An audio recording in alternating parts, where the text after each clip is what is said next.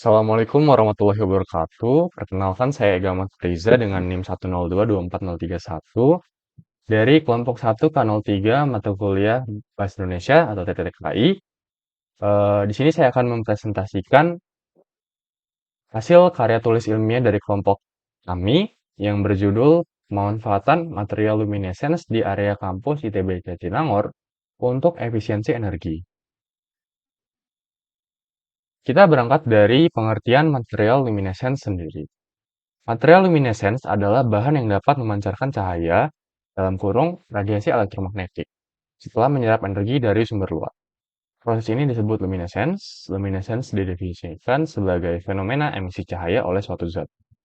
Luminescence merupakan proses non-kesetimbangan yang memerlukan sumber eksitasi agar proses dapat berlangsung. Nah, sumber eksitasinya dapat berupa sumber cahaya eksternal dalam kurung seperti laser gitu, atau sumber medan listrik lainnya. Latar belakang dari karya tulis kami adalah ada 4, yaitu energi sangat vital bagi kehidupan digunakan di berbagai sektor, termasuk pendidikan. Aktivitas kampus yang padat menyebabkan lonjakan konsumsi energi, khususnya untuk pencahayaan. Kemudian efisiensi energi menjadi tantangan penting, mendorong pencarian solusi inovatif yang berkelanjutan. Dan yang keempat, yang terakhir, material luminescence adalah solusi yang potensial, mampu menyerap energi atau dalam bentuk cahaya alami dan memancarkannya kembali dalam bentuk cahaya juga yang tanpa listrik. Oke, rumusan masalah dan tujuan dari latar belakang kami merumuskan 3 masalah, yaitu yang pertama, apa saja faktor penting yang perlu dipertimbangkan dalam penerapan material luminescence di area kampus ITB Jatinangor untuk mendukung efisiensi energi. Yang kedua, bagaimana efektivitas material luminescence dalam mendukung upaya efisiensi energi di lingkungan kampus ITB Jatinangor. Kemudian yang terakhir yaitu area mana saja di lingkungan kampus ITB Jatinangor yang paling potensial untuk penerapan material luminescence dan bagaimana dampaknya terhadap konsumsi energi listrik secara keseluruhan. Dan tujuan dari karya tulis kami adalah menjawab 3 pertanyaan ini. Baik, ini adalah gambaran umum kawasan kampus ITB Jatinangor. Di sini kami mengutipnya dari website jatinangor.itb.ac.id garis miring peta strip kampus. Nah, kemudian kami juga telah menyebarkan suatu kuesioner dalam bentuk Google Form. Di sini kami menyebarkan beberapa pertanyaan, namun kami akan fokus ke satu pertanyaan aja. Kami mendapatkan 43 responden, yaitu pertanyaannya adalah area kampus mana yang paling membutuhkan penerangan tambahan. Nah, dapat terlihat di sini untuk area yang paling besar yaitu adalah di area jalanan kampus sebesar 25,6%. Disusul oleh area danau sebesar 18,6% dan jalur pejalan kaki sebesar 16,3%. Baik, kami akan melakukan analisis konsumsi energi di lingkungan kampus ITB Jatinangor. Nah, namun kami data aktualnya belum kami dapatkan sehingga kami melakukan estimasi. Tapi meskipun data aktual belum kami dapatkan, estimasi dapat dilakukan berdasarkan data kebutuhan listrik kampus ITB Jatinangor pada tahun 2013. Kemudian dengan banyaknya tambahan gedung dan ruangan fungsional selama periode 2013 hingga 2025, berikut adalah estimasi yang kami gunakan.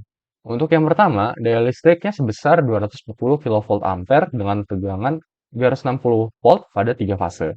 Yang kedua, kebutuhan daya total sekitar 3-4 MW. Yang ketiga, terdapat trafo yang memiliki daya 650 kV ampere.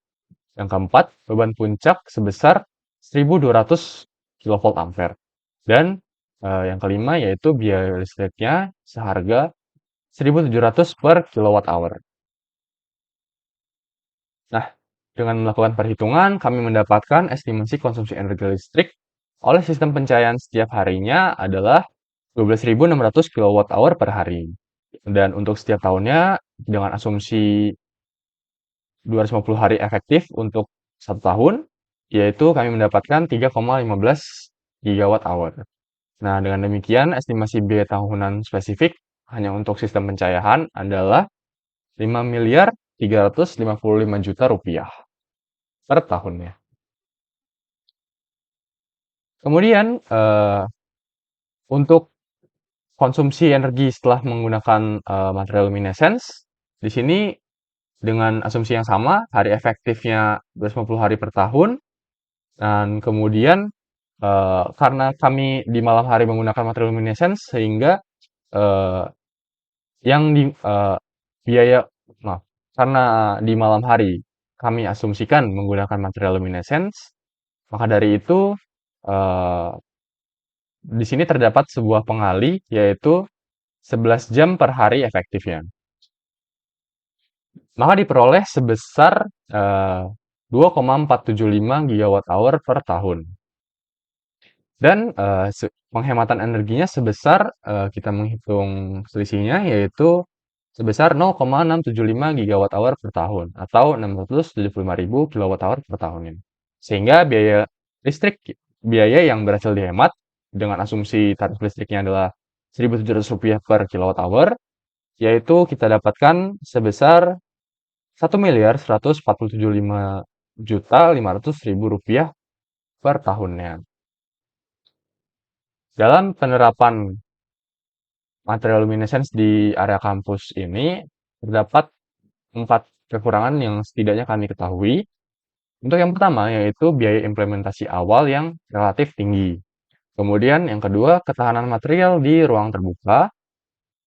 Kemudian yang ketiga, durabilitas dan umur pakai yang terbatas untuk beberapa jenis material luminescence. Dan yang keempat, sekaligus yang terakhir, yaitu respon terhadap cuaca yang kurang stabil. Kemudian kesimpulannya, yang pertama, faktor yang harus diperhatikan dalam penerapan ini adalah jenis material luminescence yang akan digunakannya, kemudian durasi dan lama intensitas eksitasi cahaya alami, lalu lokasi penerapan yang mempertimbangkan area yang terpapar sinar matahari dan area padat aktivitas di malam hari. Kemudian, yang kedua, penggunaan material luminescence dapat menghemat jumlah konsumsi energi listrik sebesar 0,675 gigawatt hour atau 675.000 kilowatt hour per tahun dan penurunan biaya sebesar 4.207.500.000 rupiah menjadi 1.147.500.000 rupiah per tahunnya. Kemudian yang ketiga, berdasarkan survei yang telah kami lakukan, area paling potensial untuk dilakukan penerapan material luminescence ini adalah yaitu jalur pejalan kaki utama, kemudian tangga darurat, jalur sekitar danau, area asrama, serta jalur penghubung antar gedung. Untuk saran yang dapat kami berikan, yaitu penerapan material luminescence dapat dilakukan secara bertahap, kemudian dapat dilakukannya kerjasama antar berbagai pihak yang menguntungkan, lalu dapat dilakukan evaluasi berkala terhadap tingkat pencahayaan material luminescence yang telah digunakan. Kemudian yang keempat, diperlukan sosialisasi kepada sivitas akademik seperti mahasiswa, dosen, lalu tenaga kerja kampus lainnya. Kemudian yang kelima, mengintegrasikan penggunaan material luminescence ke dalam kebijakan pengembangan kampus. Dan yang terakhir, yaitu dilakukannya penelitian lanjutan. Baik, sekian dari saya dan kelompok kami. Mohon maaf jika terdapat kesalahan. Saya akhiri. Wassalamualaikum warahmatullahi wabarakatuh.